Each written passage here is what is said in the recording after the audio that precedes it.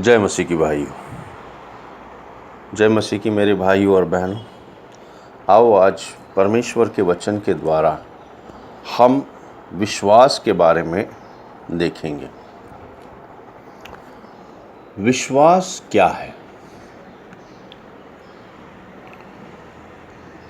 विश्वास है कि हम पूरी तरह से परमेश्वर पे निर्भर रहें। विश्वास का अर्थ है हम पूरी तरह से परमेश्वर पे निर्भर रहें। जब आदम का परख हुआ था आदम के वाटिके में परमेश्वर उसका विश्वास परख रहा था। परमेश्वर उसका विश्वास परख रहा था कि आदम मुझ पर निर्भर रहेगा, क्या वो अपनी करेगा। मगर क्या साबित हुआ?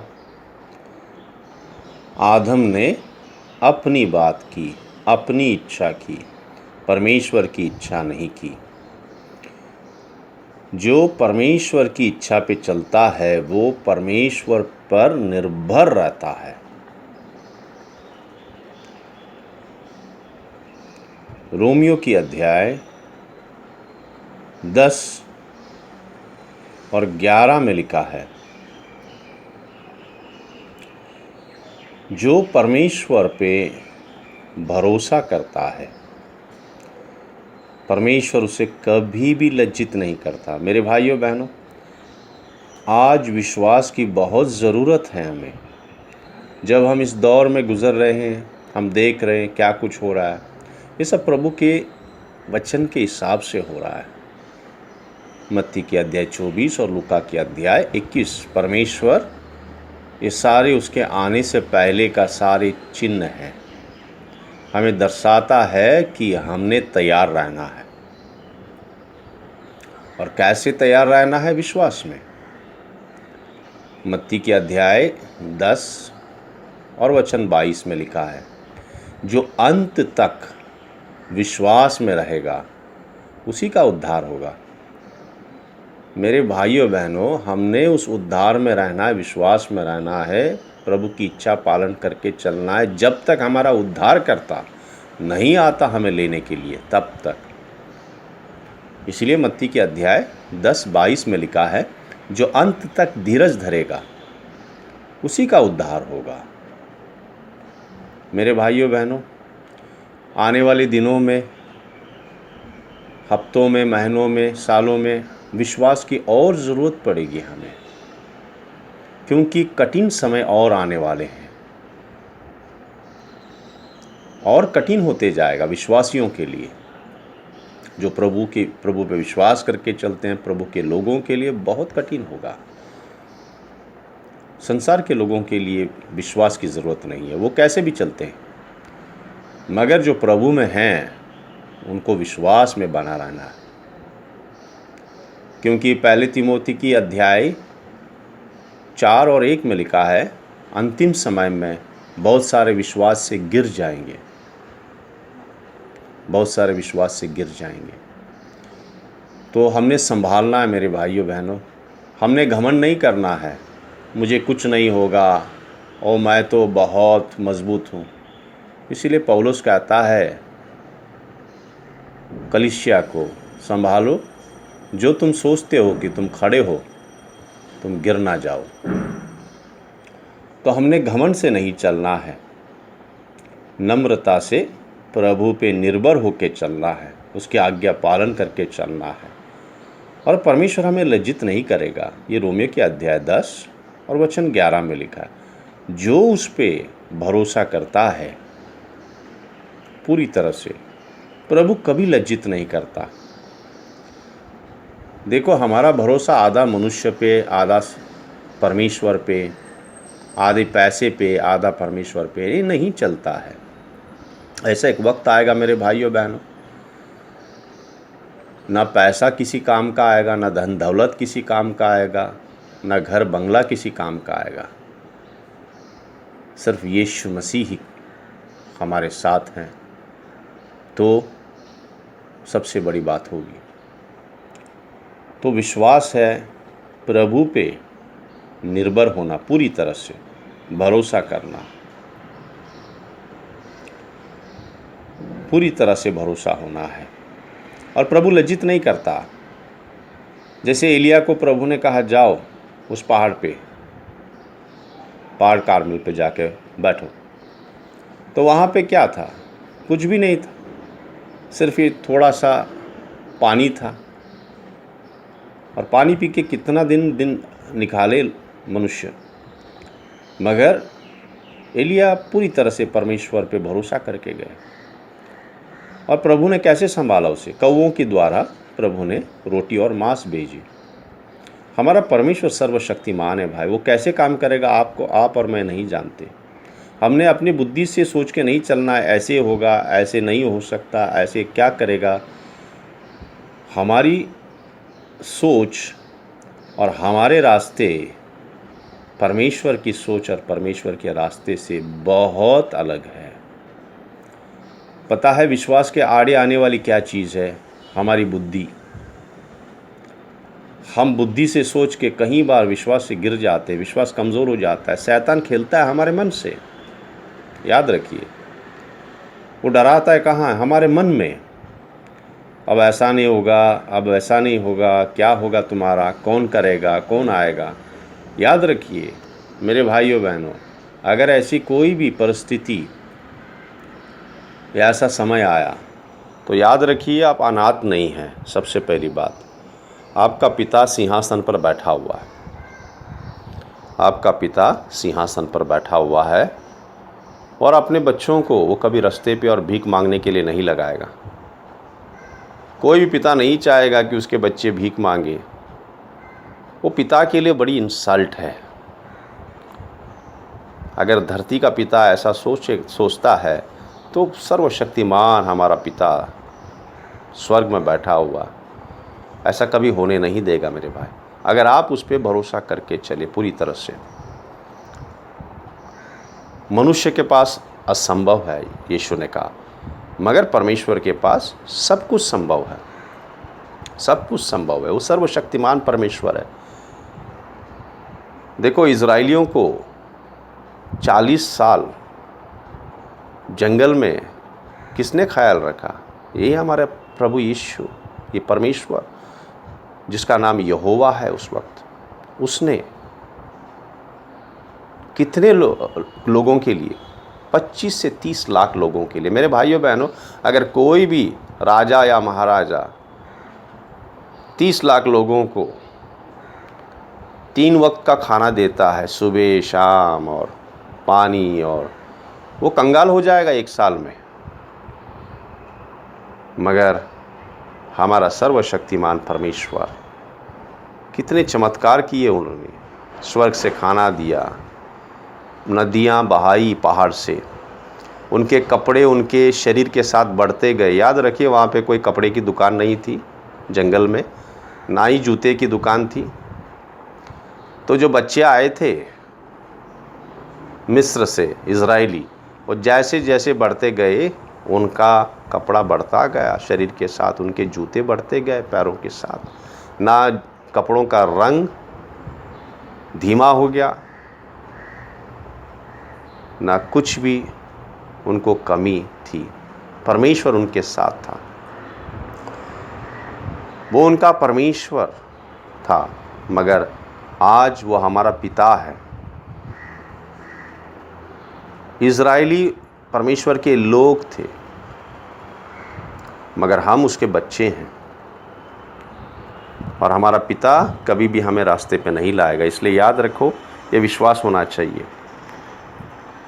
तो परमेश्वर पे हमने भरोसा करके चलना है पूरी तरह से।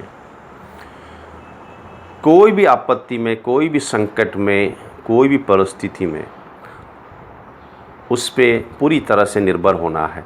यशाया का अध्याय 26 और वचन 3 में लिखा है, जिसका मन उस पे धीरज धरे हैं। किस पे? परमेश्वर पे। वो उन्हें पूरी शांति से रखता है। उनका हृदय, उनका मन पूरी शांति से रखता है। जिसका मन पूरी तरह से परमेश्वर पे धीरज धरे है। और यूहन्ना के अध्याय 16 32 और वचन 33 हम पढ़ते हैं। क्या लिखा है? यीशु मसीह हमेशा अपने पिता पे निर्भर था, क्योंकि याद रखिए वो पवित्र आत्मा के द्वारा अपने पिता के साथ जुड़ा हुआ था। वो शरीर में था मेरे भाइयों बहनों, पूरी तरह मनुष्य था, आपकी तरह मेरी तरह, और पूरी तरह परमेश्वर था, क्योंकि उसने पाप क्षमा किए और आराधना ली। मगर पूरी तरह मनुष्य भी थे। वो रोए, वो थके, वो सोए, उन्होंने खाया, तो पूरी तरह मनुष्य था वो। मगर याद रखिए वो सामर्थ अपना स्वर्ग में छोड़ के आया, शून्य बना। फिलिपी के अध्याय 2 में लिखा है वो शून्य बना। अगर वो सामर्थ लेके आता तो हम उसको कभी भी उसके पीछे नहीं चल सकते। हम बोलते प्रभु आप सामर्थिक हैं, और हमारे पास वो सामर्थ नहीं है प्रभु। इसलिए वो पूरी तरह से मनुष्य के देह में मनुष्य बन के पूरी तरह से आपकी तरह मेरी तरह चला। वो उसके शरीर में भी पूरी तरह लालसाएं थी, जैसे आपके और मेरे शरीर में है। आप बोलेंगे नहीं हो सकता, वो परमेश्वर है। अगर ऐसा है तो फिर शैतान ने परख कैसे लिया उसका? शैतान तो परमेश्वर को नहीं परख सकता जो स्वर्ग में बैठा है।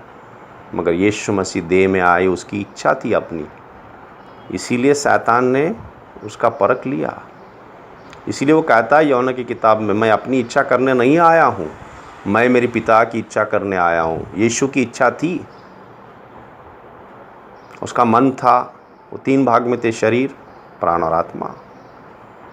उसकी अपनी इच्छा थी, मगर अपनी इच्छा कभी नहीं की। इसीलिए वो आपके लिए और मेरे लिए उदाहरण बने हैं।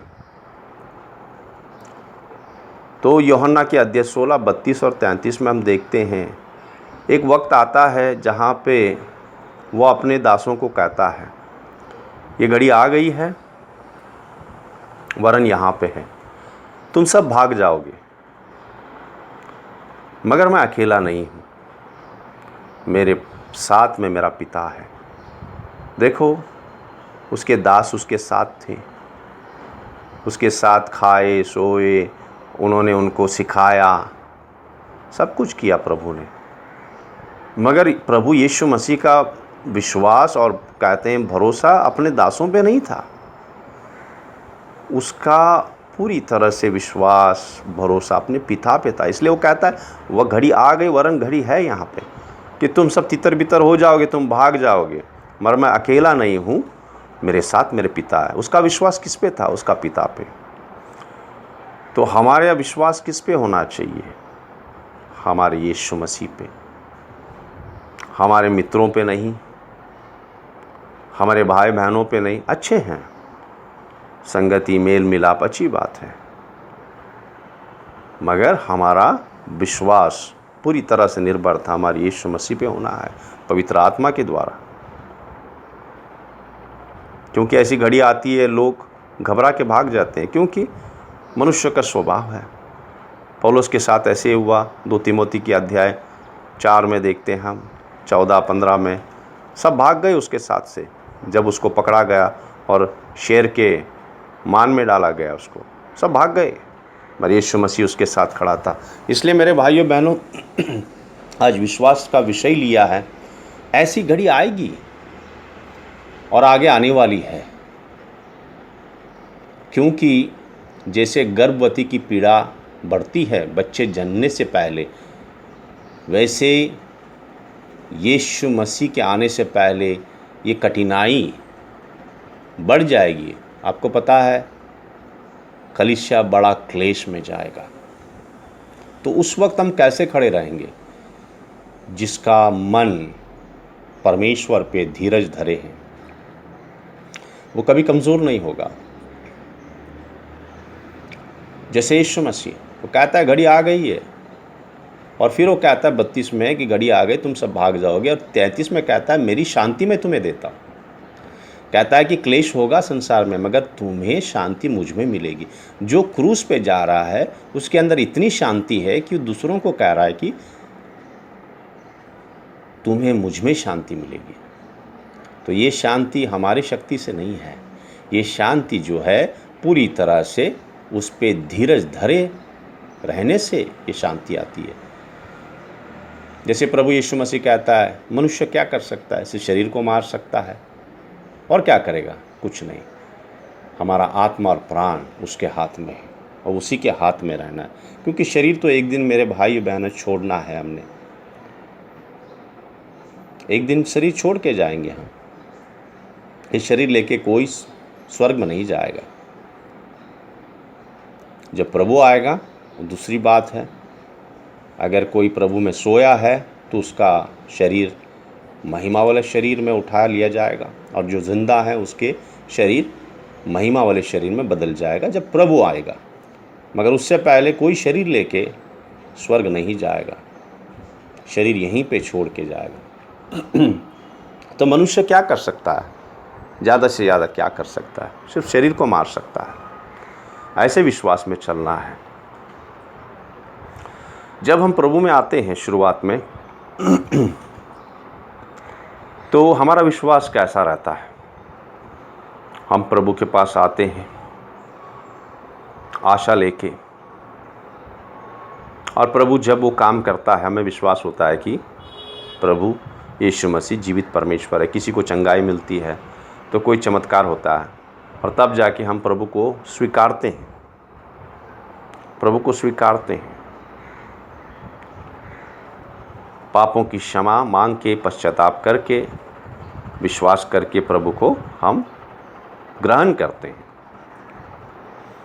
फिर से आपको बात बता दूं भाइयों, अगर पश्चाताप करके, विश्वास करके प्रभु को नहीं स्वीकारे हैं और सिर्फ आपके जीवन में चिन्ह चमत्कार हुआ या चंगाई मिली है और आप कलीसिया में बैठे हैं, तो आपका उद्धार नहीं हुआ है। तो सबसे पहले प्रभु चिन्ह चमत्कार क्यों करता है? हमें विश्वास दिलाने के लिए कि वो सच्चा परमेश्वर है, मगर इससे हमारा उद्धार नहीं होता है। हमने आके पश्चाताप करके, विश्वास करके प्रभु को ग्रहण करना है, तब हमारा उद्धार होता है। तो जब चिन्ह चमत्कार करते हैं प्रभु और हमें विश्वास दिलाते हैं कि वो सच्चा परमेश्वर है, तब हम उसको ग्रहण करते हैं, क्षमा मांग के उसे स्वीकारते हैं, उस पर विश्वास करते हैं कि वो जीवित परमेश्वर है, हमारे पापों के लिए मरा गाड़ा गया और जीवंत परमेश्वर है, हमें उद्धार मिलता है। तो ये शुरुआत की बात है कि जब हम आते हैं प्रभु में, तब भी हम प्रभु मुझे कपड़ा दो, प्रभु मुझे रोटी दो, प्रभु मुझे घर दो, ये सब चीज़ों के बारे में हम मांगते रहते हैं। ठीक है, बच्चे हैं, जब जन्म होते हैं प्रभु के राज्य में बच्चे हैं, मगर बच्चे नहीं रहना है, बच्चे बने नहीं रहना है। क्योंकि बच्चे ही हैं वो कहेंगे पापा मुझे नया पैंट ला दो, मुझे नया शर्ट ला दो, पापा मेरे लिए नया बैग ला दो। ये बच्चे वाली बात है, पापा मेरे लिए चॉकलेट ला दो।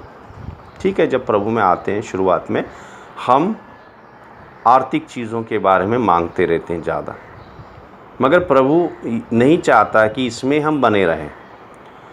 प्रभु की इच्छा क्या है? जय पाने वाले जीवन में हम आगे बढ़े।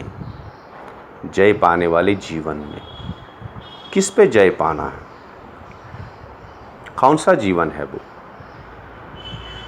पहले यूहन्ना का अध्याय 5 और वचन, पहले यूहन्ना का अध्याय 5 और वचन 4 और 5 में क्या लिखा है कि जो परमेश्वर से उत्पन्न हुए हैं उन्होंने संसार पे जय पाई है,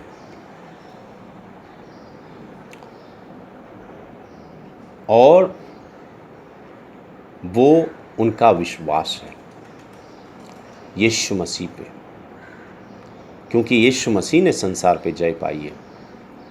तो इसका अर्थ क्या है? संसार पे जय पाना क्या है? मेरे भाइयों बहनों,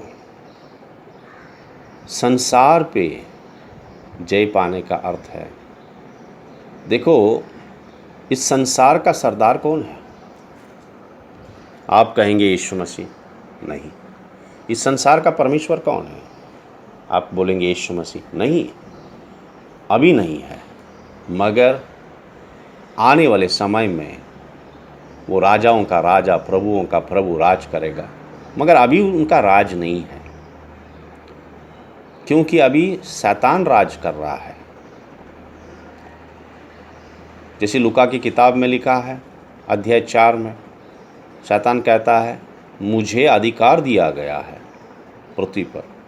प्रभु ने नहीं दिया था उसे अधिकार, मगर आदम से मिला है उसे अधिकार।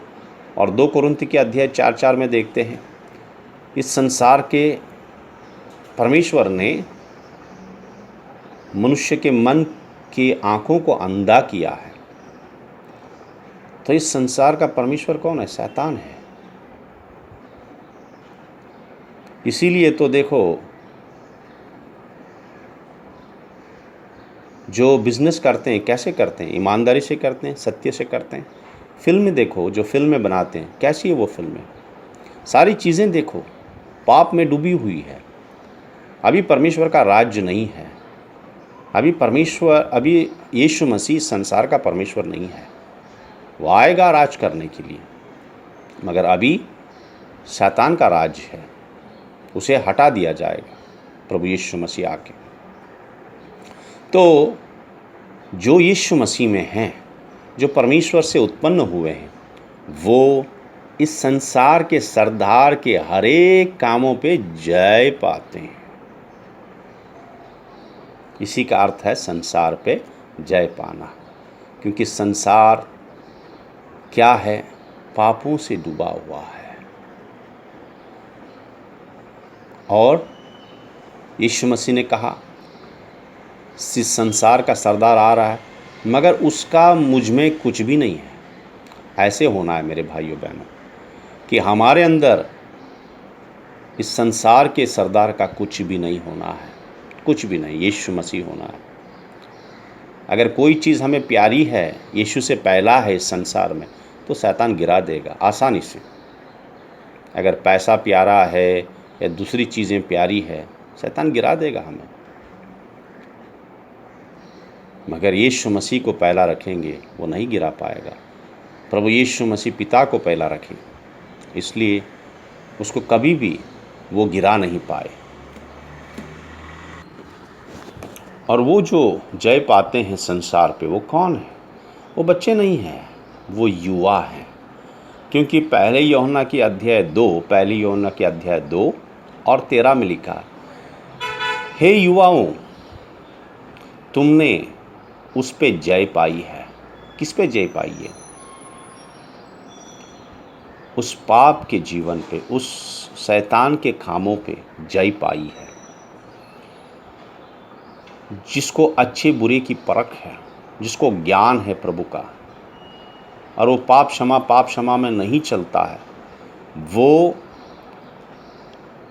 मन फिरा के हर एक पापों पे जय पाके चलता है। यही युवक है, यही परमेश्वर में बड़ा है। वो बड़े हैं, युवा बने हैं, वो बच्चे नहीं हैं। वो पाप क्षमा में नहीं चल रहे हैं।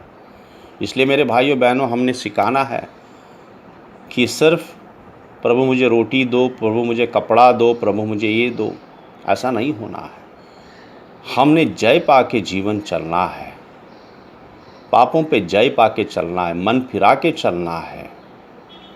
तो इसका मतलब क्या है? अगर मन फिरा के हम जय पा के चलेंगे, युवा बनेंगे प्रभु के राज में, बच्चे नहीं रहेंगे, तो प्रभु क्या हमारी देखभाल नहीं करेगा? मेरे भाइयों बहनों, मत्ती के अध्याय 6:33 में यही लिखा है, पहले उसकी स्वर्ग राज की खोज करो।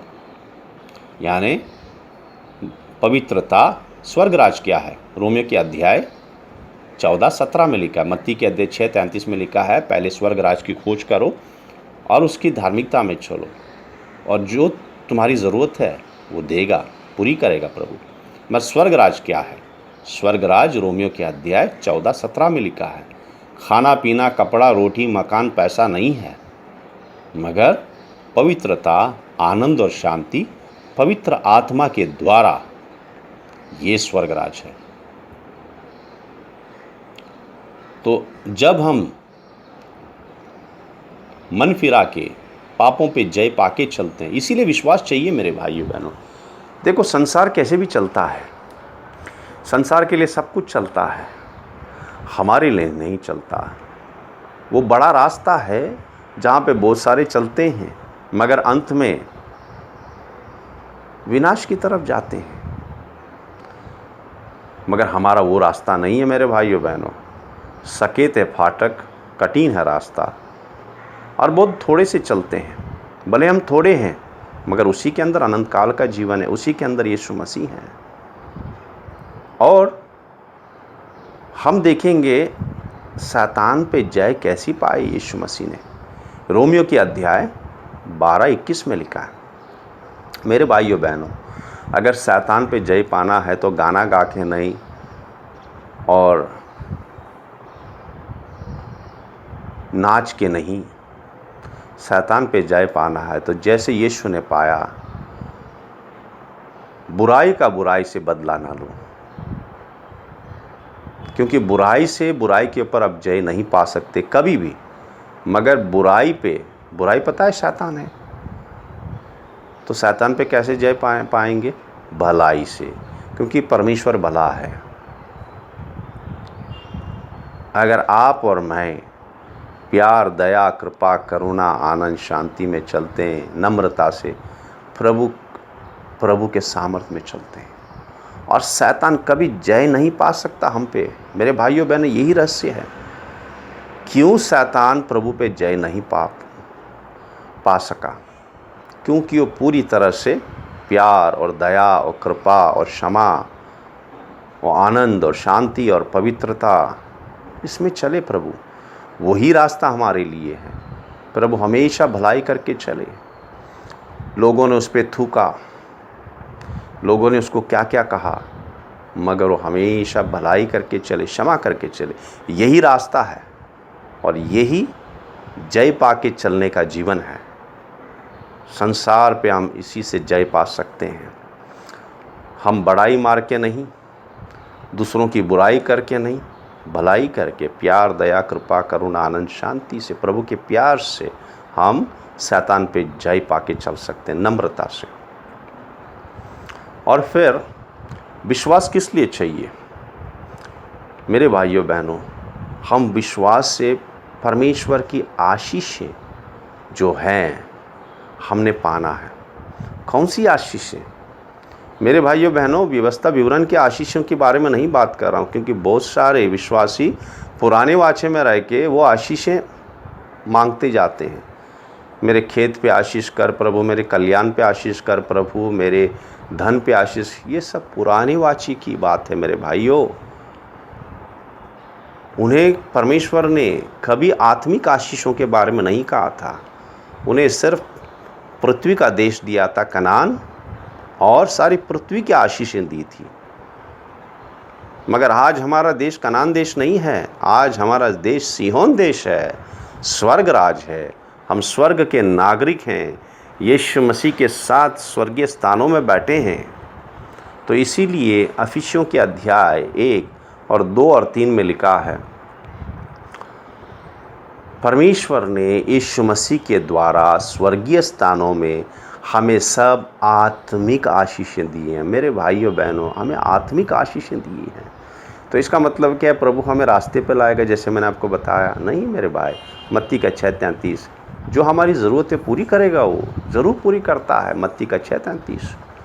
मगर हमने मांगना क्या है? विश्वास से। पहले स्वर्ग राज, आत्मिक आशीषें, सारी आत्मिक आशीषें। ये आत्मिक आशीषें क्या है? ये आत्मिक आशीषों के बारे में गलातियों की अध्याय 5 और वचन 22 और 23 में लिखा है। ये पवित्र आत्मा का फल है मेरे भाइयों बहनों। ये पवित्र आत्मा के फल बहुत ज़रूरी है हमारे लिए। अगर हमारा जीवन गवाह बनना है, जैसे मत्ती के अध्याय 5:14 में 13 और 14 में लिखा है कि हम पृथ्वी के नमक हैं। पृथ्वी का नमक क्या करता है? खाने में रुचि लाता है। वैसे हम प्रभु के लोग जो हैं, दूसरों के जीवन में क्या करना है? रुचि लाना है। जो दुखी हैं उनके साथ बैठना है, उनको आशा देना है, प्रभु का आनंद देना है, विश्वास और धीरज देना है, और प्रभु के वचनों के द्वारा उनको विश्वास देना है, आशा देनी है अनंत काल के जीवन का। तो वो नमक है। और हम पृथ्वी के ज्योति हैं। ज्योति प्रकाश देता है। ज्योति का मतलब है प्रकाश, वो है पवित्रता, और पवित्र आत्मा का फल हमारे अंदर होना है। पता है, यीशु मसीह के अंदर पूरा पवित्र आत्मा का फल था। उसके जीवन में दया, कृपा, करुणा, आनंद, शांति, दीनता, संयम, ये सब था। इसीलिए तो परमेश्वर के पास, यीशु प्रभु के पास जो हैं सब लोग आए। कितने से कितने बुरे लोग भी, कितने कितने बड़े पापी भी प्रभु यीशु मसीह के पास आए। वो फरिसियों के पास में नहीं गए। किस लिए? वो निंदा करने वाले लोग थे, वो गिराने वाले लोग थे। फरिसियों वो नीचा देखने वाले लोग थे, वो न्याय करने वाले लोग थे। इसलिए देखो, वो पापन औरत जो है, जब यीशु मसीह सिमोन एक फरीसी के घर में बैठा था, तो वो पापन औरत दौड़ती हुई आई और सीधा यीशु मसीह के पैरों के पास बैठी, रोने लगी, और उसके पैर जो हैं वो अपने बालों से, अपने आंसू से धो के अपने बालों से सुखाने लगी। हाँ मेरे भाइयों बहनों, अगर यीशु मसीह नहीं रहती तो कभी भी वो उस घर में जाने की ज़रूरत नहीं करती, हिम्मत नहीं करती। तो यीशु मसीह हमारा ऐसा है। यीशु मसीह पूरी तरह से पवित्र आत्मा के फल से भरा हुआ था। और वो कैसे हुआ? देखो, फल झाड़ पे लगाए नहीं जाते मेरे भाइयों बहनों, फल पैदा होते हैं। और फल का पैदा होना डाली के लिए तकलीफ़ होती है। उसमें फूल आते हैं, फूल फूटते हैं उस डाली में, फिर फूल तब्दील होते हैं फल में, और फल के वजह से डाली पे वज़न आता है। देखो, जब फूल खिलते हैं तो डाली फट जाता है, उसमें से कुछ निकल आता है। ऐसे ही पवित्र आत्मा हमारे अंदर ये फल उत्पन्न करेगा, लगाएगा नहीं, उत्पन्न करेगा। तो तकलीफ़ होगी, हमारी इच्छा पे हमने मरना पड़ेगा। गुस्सा जो है जब आता है उसको क्रूस पे मारना पड़ेगा, और प्रभु की क्षमा और प्यार से चलना पड़ेगा। जब झूठ बोलने का लालसा होती है उसको क्रूस पे मारनी पड़ेगी, और सत्य बोलने का हमने इच्छा करनी पड़ेगी। ये सब करते करते करते करते अपनी इच्छा को मारते मारते, तकलीफ़ उठाते उठाते, पवित्र आत्मा के फल हमारे अंदर पवित्र आत्मा पैदा करेगा। हम नहीं पैदा कर सकते उसके सामर्थ्य से। दूसरा है, ये पवित्र आत्मा के फल याद रखिए हमारे जीवन के लिए, गवाही के लिए, और याद रखिए ये बहुत ज़रूरी है। हम सेवा से मेरे भाइयों बहनों स्वर्ग नहीं जाएंगे, याद रखो। इसलिए आप ये ना सोचें कि मैं प्रभु के लिए इतना काम करता हूँ, इतना सेवा करता हूँ, इतना दौड़ता हूँ। मेरे भाइयों बहनों, वचन जानिए, प्रभु सेवा से खुश नहीं होता। सेवा से पुरस्कार मिलेगा हमें अगर हम स्वर्ग राज सिधारेंगे, और वो भी परमेश्वर के इच्छा के अनुसार करेंगे। तो अगर अपनी महिमा के लिए करते हैं, खुदगर्जी के लिए करते हैं, तो मरे हुए काम है, वो परमेश्वर को भाता नहीं है। तो परमेश्वर अब हमारे सेवकाई से, हमारे काम से खुश नहीं होता हमारे जीवन से खुश होता है। यीशु मसीह ने 30 साल तक कोई काम नहीं किया था, मगर प्रभु ने, पिता ने कहा, ये मेरा बेटा है जिससे मैं बहुत प्रसन्न हूँ। किस लिए? क्योंकि यीशु मसीह का जीवन पिता को भाया। वो नम्रता से, वो प्यार, दया, कृपा, करुणा, आनंद, शांति से चला 30 साल। फिर उसके बाद में सेवकाई में आया। तो इसलिए मेरे भाइयों बहनों याद रखो, पौलुस कहता है, पौलुस भी कहता है, प्रेरित पौलुस, मैं अपने शरीर को मारता कूटता हूँ, किस लिए? ताकि इसको संयम में रखूँ, मैं घमंड ना आने दूँ या ऐसा कोई चीज़ में ना जाऊँ, क्योंकि दूसरों को प्रचार करने के बाद मैं खुद निकम्मा ना हो जाऊँ। मेरे भाइयों बहनों, ये सब प्रभु का वचन है। हमने लोगों को देख के नहीं चलना है हमेशा, बिल्कुल लोगों को देख के ना चलो। परमेश्वर का वचन क्या कहता है, यीशु मसीह का जीवन देखो और उन दासों का जीवन देखो जो यीशु मसीह की तरह चलते हैं। और फिर आत्मिक आशीष क्या है? पवित्र आत्मा के फल हैं। पहले कुरिन्थी के अध्याय 2 7 से 11 तक पढ़ सकते हैं। पवित्र आत्मा के 9 फल हैं, 9 फल हैं प्रभु पवित्र आत्मा के। वो जैसा वो चाहता वैसे देता है।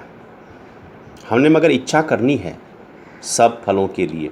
याद रखो, प्रभु यीशु मसीह इन सब फलों दानों से पवित्र आत्मा के दान, पहले कुरिन्थी के अध्याय 12 7 से हम पढ़ते हैं, 9 दान हैं।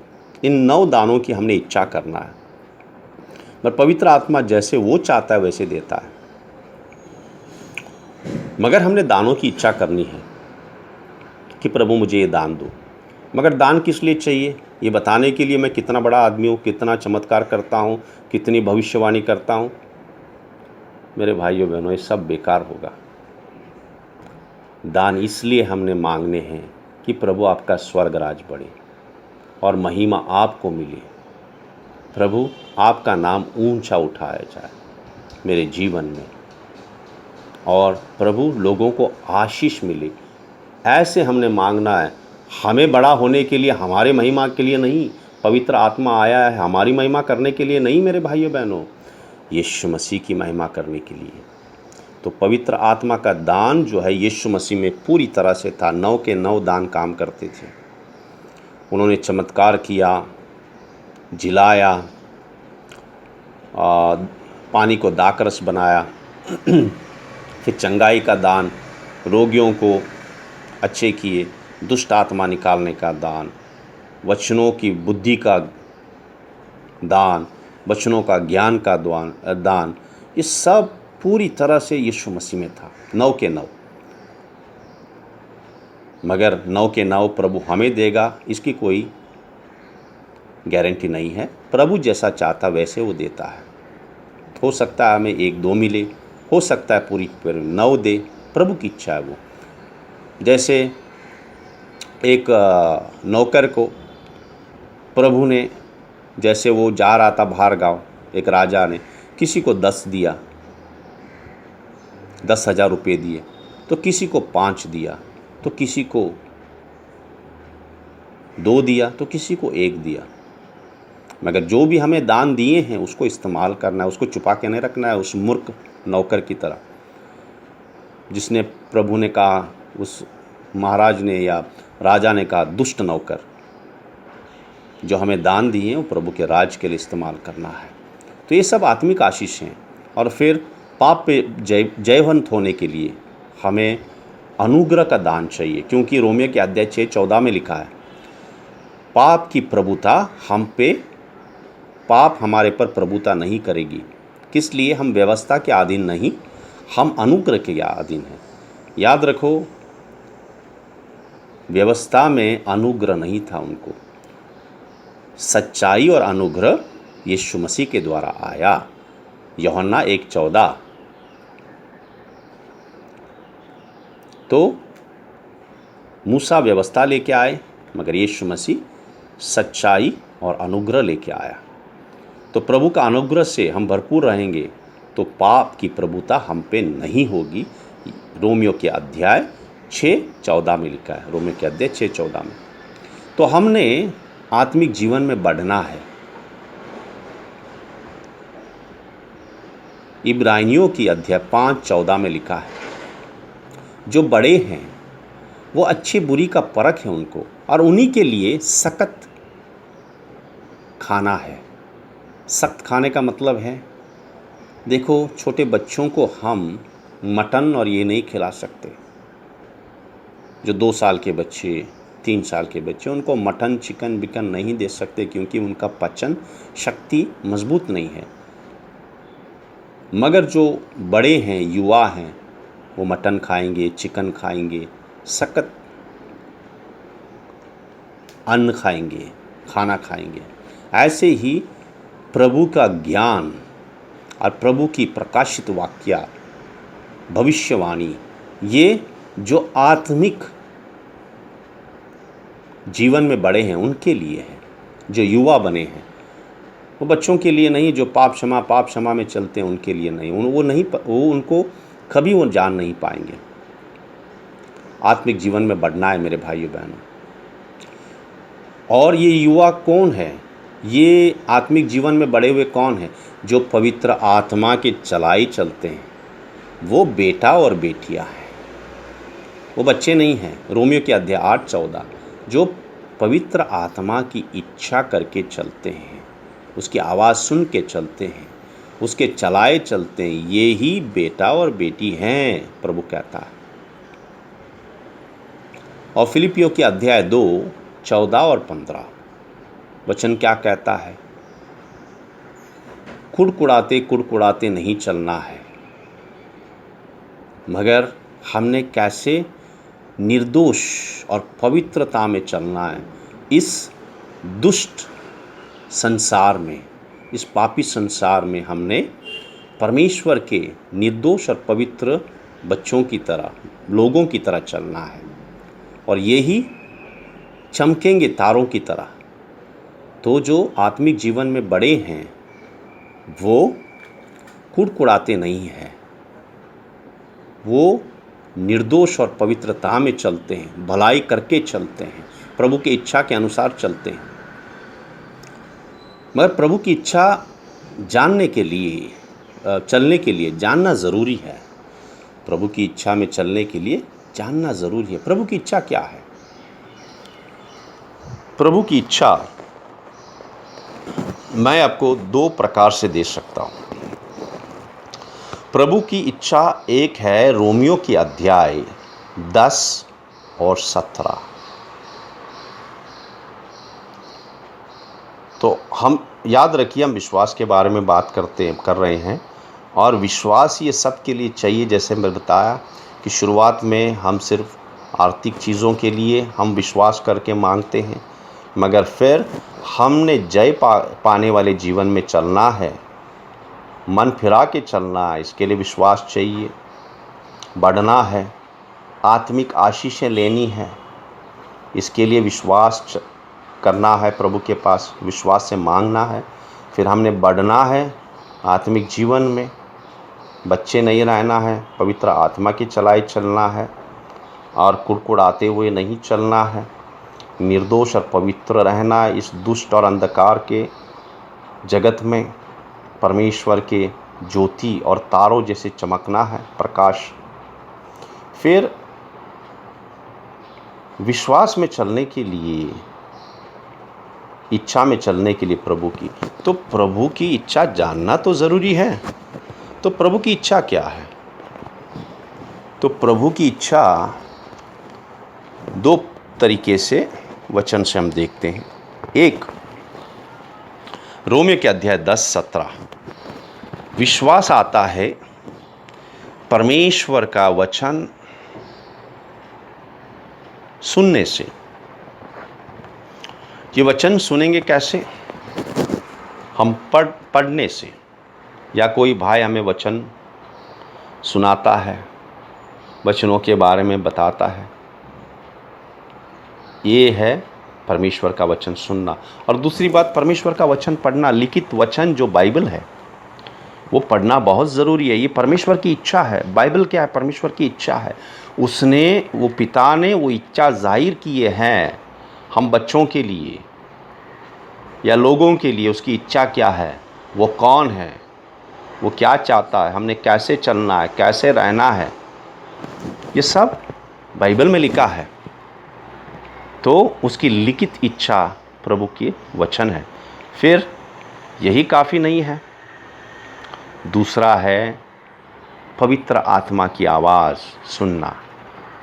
मत्ती के अध्याय 4 और वचन 4 में लिखा, यीशु कहता है, मनुष्य सिर्फ रोटी से ही नहीं जिएगा, मगर हर एक परमेश्वर का जो वचन है जो प्रभु के मुख से आता है उससे हमने रहना है, जीवित रहना है। तो परमेश्वर आपसे और मुझसे उसके पवित्र आत्मा के द्वारा बातें करता है। मेरे भाइयों बहनों, कितने हम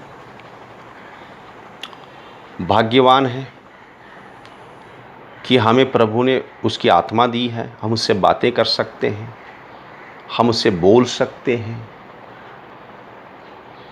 और वो हमें बताता है, सिखाता है, राह दिखाता है और चलाता है।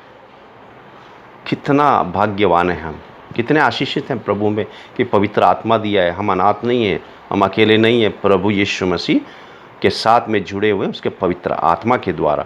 और यीशु मसीह का मन पवित्र आत्मा जानता है, क्योंकि रोमे के अध्याय 8 में लिखा है, जब हम प्रार्थना करना नहीं जानते तो पवित्र आत्मा हमारे द्वारा प्रार्थना करता है।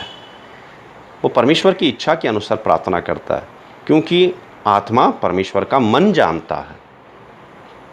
तो परमेश्वर क्या चाहता है, उसकी इच्छा क्या है, पवित्र आत्मा हमें बताता है, हमसे बातें करता है। तो दो चीज़ें, एक लिखित वचन है और दूसरा परमेश्वर पवित्र आत्मा की आवाज़, जो पवित्र आत्मा हमसे बोलता है। मगर हमने सुनना है, उससे पूछना है। कितनी सारी बातें रहस्य की, बाइबल की प्रभु पवित्र आत्मा बताता है, जो मनुष्य नहीं सिखा सकता, जो मनुष्य नहीं बता सकता, क्योंकि पवित्र आत्मा के प्रेरणा के द्वारा ही बाइबल लिखी गई है। और जो पवित्र आत्मा, जो हमारा उपदेशक है, टीचर है, वो बता सकता है। उससे बेहतर कोई नहीं बता सकता। वही प्रकाशित वाक्य देता है, वही भविष्यवाणी देता है। कितने वचनों के द्वारा कितने छुपे हुए रहस्य बताता है प्रभु। और फिर सिर्फ वचन पढ़ना और पवित्र आत्मा के द्वारा सुनना ही नहीं, आज्ञा पालन करना बहुत ज़रूरी है। मेरे भाइयों बहनों, परमेश्वर की इच्छा पालन करना बहुत ज़रूरी है। उसके लिए विश्वास की ज़रूरत है, विश्वास में चलना है। और याकूब के अध्याय 1 और वचन 25 में लिखा है, सिर्फ वचन सुन के भूलना नहीं है, मगर जो वचन सुन के उसे पालन करता है वो परमेश्वर के नज़र में बहुत बहुत आशीषित है। और यूहन्ना 4:34 में हम देखते हैं यीशु मसीह क्या कहता है। जब उसके शिष्य जाते हैं खाना लाने के लिए और सामरिया के बॉडी पे वो बैठता है। देखो, याद रखो, वो थका हारा, प्यासा भूखा, वो भी अपने शिष्यों के साथ में जाना चाहता था, मगर पिता ने उसको पवित्र आत्मा के द्वारा कहा, बेटा मेरे बैठ यहाँ पे। तो यीशु मसीह वहाँ पे बैठे। उसने अपने शरीर को पहले न रखा। शरीर थका हुआ था, शरीर को रोटी चाहिए थी, पानी चाहिए था, आराम चाहिए था, मगर उसका बिना परवाह किए वो बैठे वहाँ पे। उसके शिष्य लोग गए रोटी लाने के लिए। अगर वो नहीं सुनता पवित्र आत्मा का आवाज़, वो सामरिया की औरत आके चली जाती, मगर उसने पवित्र आत्मा के द्वारा पिता की आवाज़ सुनी और बैठा। अब पता है उस औरत के जीवन में उद्धार लाया। वही नहीं, उस औरत ने जाके जब बताया, सारा का सारा गांव आया और सारे गांव में उद्धार आया। कैसे? पवित्र आत्मा का आवाज़ सुन के पिता की इच्छा की उसने। वही पवित्र आत्मा आपको और मुझे दिया है। यीशु मसीह पूरे अपने जीवन में जब तक स्वर्ग में नहीं उठा लिए गए, पवित्र आत्मा के द्वारा चले। और फिर हम यूहन्ना की अध्याय 19 और वचन 29 और 30 में क्या देखते हैं कि परमेश्वर यीशु मसीह क्रूस पे जब प्राण छोड़ने से पहले कहता है, अब समाप्त हुआ। अगर 28 से पढ़ेंगे, वो कहता है, प्रभु मैंने जो पूरे काम किए हैं जो आपने मुझे काम सौंपे थी, आपकी पूरी तरह से मैंने इच्छा की है जो आपने मुझे सौंपी थी। और वो फिर कहता है कि अब समाप्त हुआ। पता है, प्रभु ने, यीशु मसीह ने पूरी तरह से पिता की इच्छा की। जो जो काम प्रभु के जीवन के द्वारा पिता करना चाहता था, वो सब किया। और यीशु मसीह कहता है अब समाप्त हुआ, अब ख़त्म हुआ। बहुत सारी चीज़ें ख़त्म हो गई। पिता की बहुत सारी इच्छाएं थी। व्यवस्था को ख़त्म करना, वो पर्दे को फाड़ देना जो हमारे और पिता के बीच में था, वो यीशु मसीह के देह की वजह से फटा। हमें उद्धार मिलना, बहुत सारे काम जो थे पिता यीशु मसीह के द्वारा कर सकता था और उसने किया। यीशु मसीह ने पूरी तरह से पिता की इच्छा करके पूरी तरह से पिता का काम कर दिया। और उसने कहा समाप्त हो गया, ख़त्म हो गया, और उसने प्राण छोड़ दिया। ऐसे दूसरे तिमोथी के अध्याय 4 और 6 और 7 में हम देखते हैं पौलुस क्या कहता है। पौलुस कहता है अब मेरा समय आ गया है जाने का, मगर मैं अच्छी कुश्ती लड़ा हूँ। अच्छी कुश्ती लड़ा हूँ। ये अच्छी कुश्ती क्या है मेरे भाइयों बहनों? कभी आपने सोचा कि अच्छी कुश्ती क्या है? मेरे भाइयों बहनों, ये अच्छी कुश्ती ये है कि हमेशा पौलुस अपनी इच्छा को मार के यीशु की इच्छा करते रहे। इसलिए वो कहता है मैं अच्छी कुश्ती लड़ा हूँ, मेरा जाने का वक्त आ गया और मैंने दिया हुआ काम समाप्त किया हूँ। पौलुस कहता है। अगर सोचो कि पौलुस अपनी इच्छा करता, यीशु की इच्छा पूरी नहीं कर पाता, वो पूरा काम नहीं कर पाता। इसलिए वो कहता है कि मैं कुश्ती लड़ाऊँ। हमेशा मेरी इच्छा पहले आती प्रभु की इच्छा के सामने, तो मैं अपनी इच्छा को क्रूस में मार देता और यीशु प्रभु की इच्छा करता।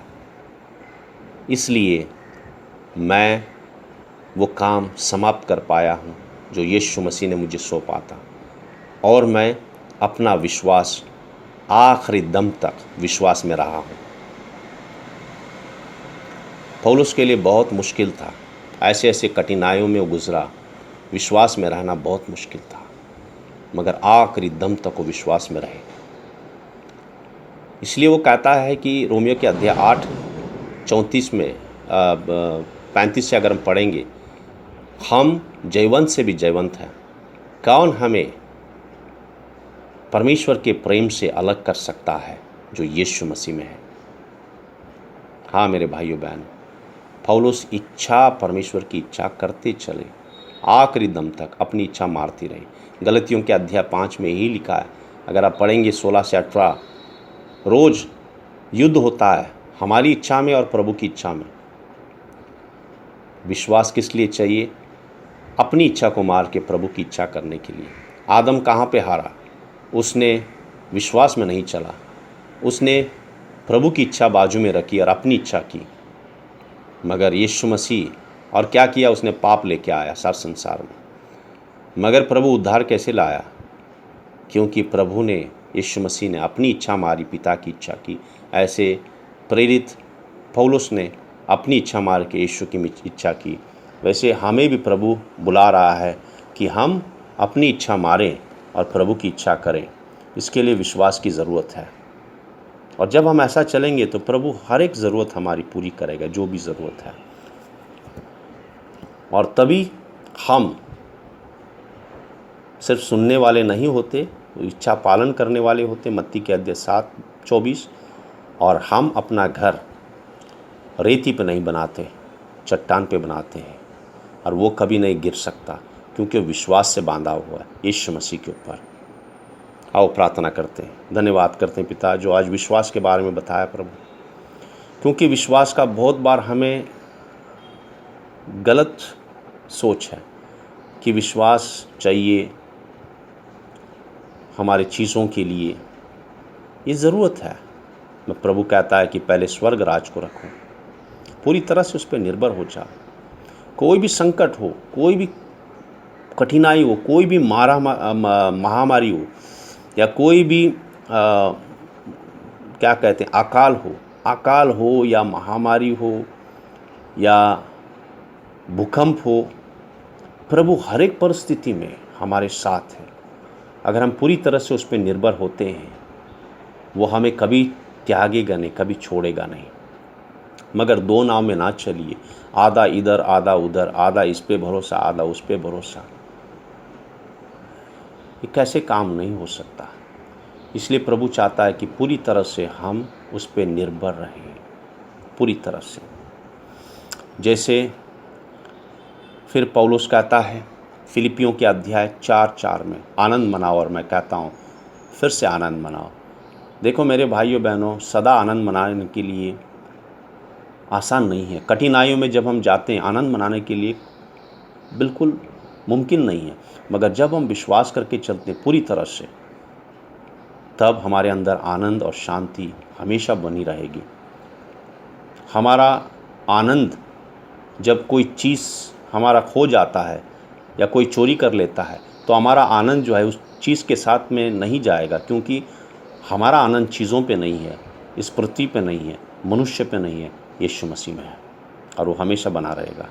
प्रभु हर एक को पिता, मेरा प्रार्थना है कि विश्वास से मजबूत करना पिता। हाँ प्रभु, विश्वास से हमें और मजबूत करना, ताकि आने वाले दिनों में, आने वाले महीनों में, आगे समय में प्रभु हम बने रहें, अंत तक बने रहें धीरज में। हाँ प्रभु, पवित्र आत्मा के द्वारा, क्योंकि आप कभी नहीं छोड़ेंगे, कभी नहीं त्यागेंगे हमारे साथ में। मगर हमने आप पे पूरी तरह से निर्भर होना है। धन्यवाद करते हैं, सर आदर महिमा आपको देते हैं। यीशु मसीह के पवित्र नाम में प्रार्थना करते हैं, आमीन।